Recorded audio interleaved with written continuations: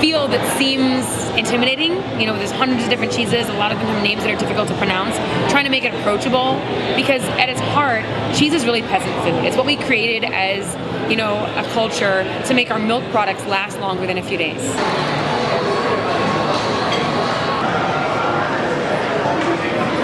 We work with about, I want to say 20 or 30 different vendors. We're always on the lookout for new fantastic cheeses that we haven't had before. We have about 80 or 90 cheeses, and we change them all the time. So every week we have 1 or 2 new cheeses that come in, and 1 or 2 that we say goodbye to for a period of time.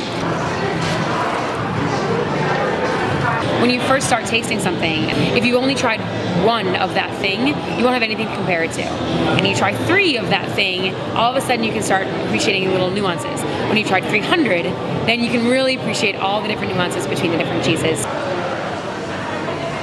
The biggest thing that we try to give to the people who come to our shop is a way to figure out what they're really looking for and make it easy to like.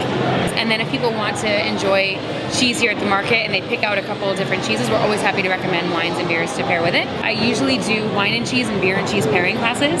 So we'll either do like a cheese 101, which is a really basic intro to different styles of cheese, styles of wine, and we also do really specific regional classes.